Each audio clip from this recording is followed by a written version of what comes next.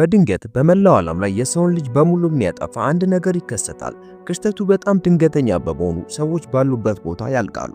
ነገር ግን በአሜሪካ ውስጥ በአንዲት ትንሽ ከተማ እኔ በሕይወት ተርፋለሁ። አሁን በምድር ላይ የቀረው ብቸኛው ሰው እኔ እንደሆንኩኝ ይሰማኝ ጀመር። ቀደም ሲል እሰራበት በነበረው ቤተ መጻሕፍት ውስጥ መኖር ጀመርኩ። መጽሐፎቹ እንዳይበላሹ በጥንቃቄ እየደረደርኩ ዛሬም ድረስ ሙሉ እንክብካቤ አደርግላቸዋለሁ። ለምግብ የሚሆኑ አቅርቦቶችን ከሱፐርማርኬት አመጣለሁ። ሰዎችና እንስሳት በሙሉ ስለጠፉ ደግሞ አሳ ማጥመድ ጀምሬያለሁ። አሳዎቹ አሁንም በሕይወት አሉ። እኔንም በሕይወት የሚያቆዩኝ እነሱ ናቸው። በከተማ ውስጥ ያሉትን ቤቶች ለማጽዳት በየቀኑ አንድ ቤት እመርጣለሁ። ከማንኛውም አይነት ቆሻሻ ወይም በሽታ ራሴን ለመከላከል ፊቴን ተሸፍኜ ወደ ውስጥ እገባለሁ። እንደ ባትሪ ወይም ለጭነት መኪና የሚሆን ነዳጅ ያሉ ጠቃሚ ነገሮችን በሙሉ አከማቻለሁ። በቤቶቹ ውስጥ ያገኘኋቸውን መጻሕፍት ሁሉ ወደ ቤተ መጻሕፍት ያመጣሉ። የሞተ ሰው ካገኘው በራሱ አንሶላ ጠቅልዬ በኤክስካቫተር እቀብረዋለሁ። ስራዬን ከጨረስኩ በኋላ የኤክስ ምልክት አደርጋለሁ። ድጋሚ እዚያ መሄድ እንደማይኖርብኝም በካርታዬ ላይ ምልክት አደርጋለሁ። አንድ ምሽት እንደተለመደው አሮጌ ፊልም አይቼ ተኛው። በድንገት ከውጪ በሚሰማ ከፍተኛ የፍንዳታ ድምፅ ደነገጥኩ። ወደ ውጭ ስመለከት በሰማይ ላይ ርችቶች ይተኮሱ ነበር። በዚያ ቅጽበት ከኔ ውጪ ሌላ ሰው በሕይወት ሊኖር እንደሚችል ተረዳው። በማግስቱ ጠዋት ይህንን ለማጣራት ወደ ከተማው አመራው። እዚያ የተከሰከሰ መኪና አገኘው። መኪናውን የምታሽከረክረው ግሬስ የተባለች ልጅ አልኮል ጠጥታ ስለነበር ራሷን ስታ ወድቃ አገኘው። ወደ መኪና ውስጥ ስመለከት ርችቱን የተኮሰችው እሷ መሆኗን ተረዳው። እንዲሁም ጠመንጃ ይዛ ነበር።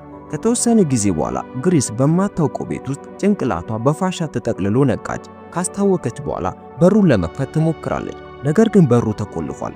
እኔም ከውጭ ቆሜ እጠይቃታለሁ። ግሬስ ሌላ ሰው እንዳላየችና እሷ ራሷ እንዴት እንደተረፈች እንደማታውቅ ነገረችኝ። ንግግሯን ስሰማ የእኔም ተሞክሮ ተመሳሳይ ስለነበር የራሴ ታሪክ ትዝ አለኝ። ጠመንጃውን መንገድ ላይ እንዳገኘችውና ለደህንነቷ ብቻ እንደያዘችው ነገረችኝ። ግሬስ እዚያ እንድትቆይ ስላልፈለጉ መኪና አዘጋጀውላት። በሩን የምከፍትላት እስከ 100 ቆጥራ ለመውጣት ቃል ከገባች በኋላ እንደሆነ ነገርኳት። ነገር ግን ግሬስ ቃሏን አጥፋ ወዲያው በሩን ከፈተችው። ይህ ማስደንግጦኝ ከቤት እንድወጣ አደረገኝ። የመኪናውን ቁልፍ ሰጥቻት የምትለውን ሳልሰማ ጥያት ሄድኩ። እሷ ግን ብቻዋን መሄድ እንደማትፈልግና እዚያው መቆየት እንደምትፈልግ ደጋግማ ትናገር ነበር። ግሬስ ግን ተስፋ አልቆረጠችም። ሁለታችንም አብረን ብንሰራ ስራው በፍጥነት እንደሚጠናቀቅና ከዚያም ወደ ሌላ ከተማ መሄድ እንደምንችል እየነገረችኝ ተከተለችኝ። ለኔ ግን ሌላ ከተማ አልነበረም። ረዳት እንደማያስፈልግኝ በግልጽ ብነግራትም እሷ ግን አብራኝ መጓዟን ቀጠለች። የሷ መገኘት ለረጅም ጊዜ ጠፍቶ በነበረው ዝምተኛና በረዶ በሆነው ህይወቴ ውስጥ እንግዳ የሆነ ብርሃንና ድምፅ አመጣ። ምግብ አብሬያ ትበላ ነበር፣ ነገር ግን በተለየ ጠረጴዛ ላይ እንድትቀመጥ አደርጋለሁ። እንዲሁም አላስፈላጊ ንግግሮችን አስወግዳለሁ። ዓለም እንዴት እንደጠፋች ወይም ምክንያቱን ለመወያየት ፈቃደኛ አልነበርኩም። አንድ ምሽት ቀደም ሲል በሰዎች መካከል በመኖርበት ጊዜም እንኳን በውስጤ ብቸኛ ነበርኩ በማለት ዝም አሰኘዋል። ግሬስ በማንኛውም ሁኔታ እንደማልስማማ ስታይ ዕቃዋን ጠቅልላ ለመሄድ ተዘጋጀች። መኪና ውስጥ እንደተቀመጠች በዚህ መልኩ እንድትሄድ እንደማልፈልግ ተረዳው።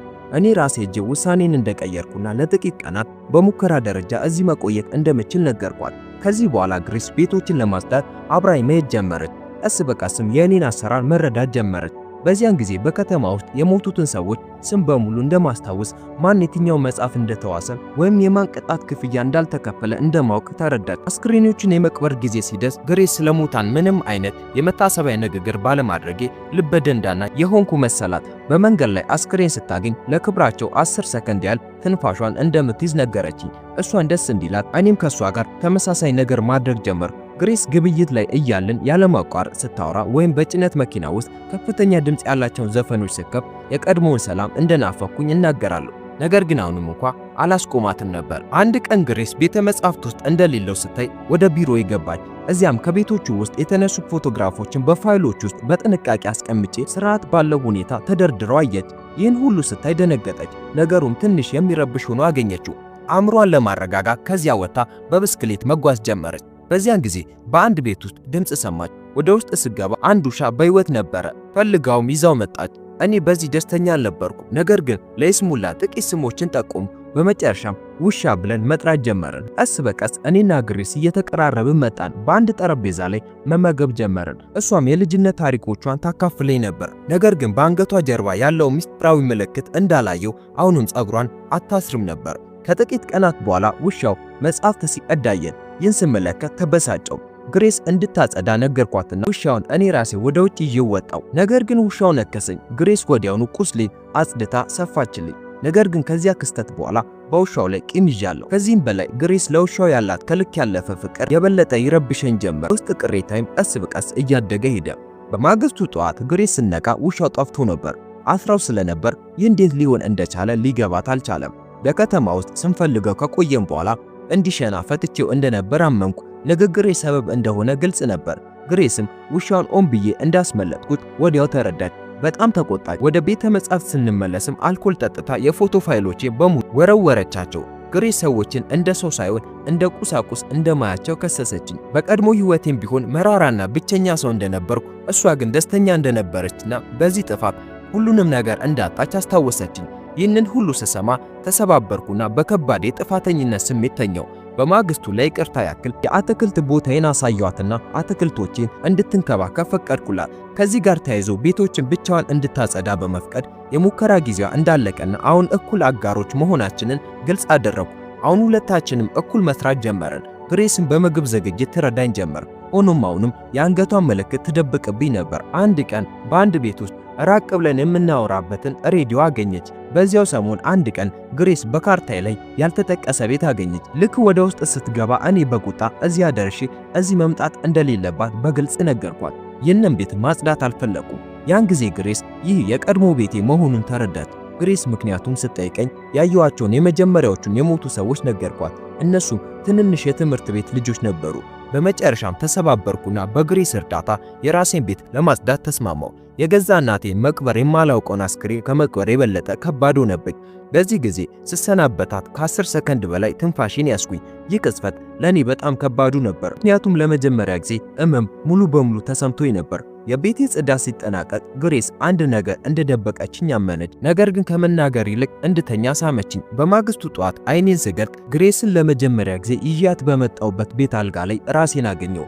እዚያ የተቀመጠውን ጠመንጃዬን ይዤ ወደ ታች ስወርድ ግሬስ ከሌሎች ሁለት ሰዎች ጋር ቁርስ ስትበላ በማየት የደነገጥኩ። እናትና አባቴ እያለች ትጠራቸው ነበር፣ ነገር ግን በድምጿ ውስጥ ምንም አይነት እውነተኛ እምነት አልነበረም። በሚገርም ሁኔታ በደስታ ስለ ካሊፎርኒያ ይነግሩኝ ጀመር። በሺዎች የሚቆጠሩ ሰዎች ማህበረሰብ መስርተው አብረው እንደሚኖሩ ነገሩ።